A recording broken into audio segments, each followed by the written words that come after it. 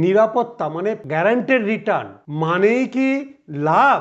দেখুন আরবিআই এর 2025-এর বুলেটিন কি বলছে।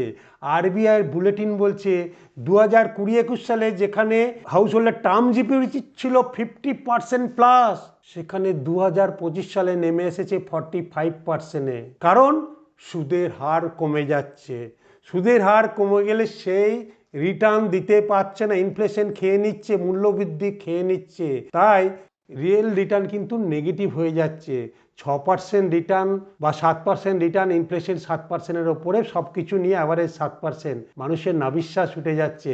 সেই জন্য আরবিআই 2025 সালে ডেটা বলছে ব্যাংকের ফিক্সড ডিপোজিট বা লাইফ ইন্স্যুরেন্সের এন্ডাওমেন্ট পলিসি সব আসতে বা পেনশন পলিসি কমে যাচ্ছে। ব্যাংকের এফডি কমে যাওয়ার জন্যে নাভিশ্বাস উঠে যাচ্ছে ব্যাংকের।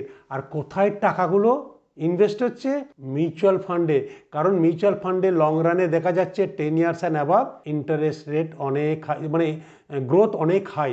ইন্টারেস্টে বলবো না, রিটার্ন, অ্যাভারেজ রিটার্ন, কোনো মাসে মাইনাস, কোনো বছর প্লাস, কোনো বছর আরও প্লাস, কোনো বছর average return 10 years and above. তাহলে 10 ইয়ার্স অ্যান্ড অ্যাবাভ যদি আপনি একটা এন্ডোমেন্ট পলিসি করতে পারেন বা পিপিএফ করতে পারেন, পিপিএফও কিন্তু অনেক কমছে, তাহলে মিউচুয়াল ফান্ডে কেন 10 ইয়ার্স আর অ্যাবাভ করতে পারবেন না? মানুষ কিন্তু আজকে অ্যাওয়ারনেসের মাধ্যমে সেই জায়গাগুলো ইনভেস্ট করছে। আর এই জায়গাগুলো ব্যাংকের ইন্টারেস্ট কমার জন্যে ফিক্সড ডিপোজিট কমে যাচ্ছে, টার্ম ডিপোজিট কমে যাচ্ছে, পেনশন পলিসি কমে যাচ্ছে, এন্ডোমেন্ট পলিসি কমে যাচ্ছে, আর মিউচুয়াল ফান্ড বেড়ে চলেছে। তাহলে গভর্নমেন্টের উচিত কি? আরবিআই দুটো ব্যালেন্স করা।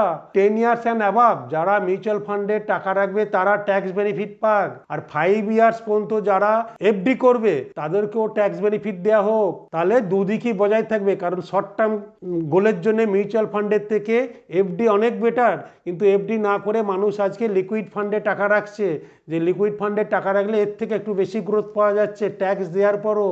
তাহলে আমি সরকারের কাছে আবেদন করছি, এই জিনিসটা করলে হয়তো কিছু ব্যাংকেরও সুরাবে, উইন উইন সিচুয়েশন হতে পারে। 10 ইয়ার্স অ্যান্ড অ্যাবাভ মিউচুয়াল ফান্ডে ট্যাক্স ছাড় দিন, তাহলে কোম্পানিতে যারা ইনভেস্ট করবে, ইন্ডিয়ার ইকোনমিও গ্রো করবে, কারণ কন্টিনিউয়াস ফ্লো থাকবে। আর ব্যাংকেও তো বাঁচাতে হবে, তাহলে ব্যাংকের জন্য করুন, যারা 5 বছর টাকা রাখবে ব্যাংকের এফডি রাখবে, কারণ শর্ট টার্মের জন্য ব্যাংকের এফডির থেকে ভালো ইনস্ট্রুমেন্ট হয় না।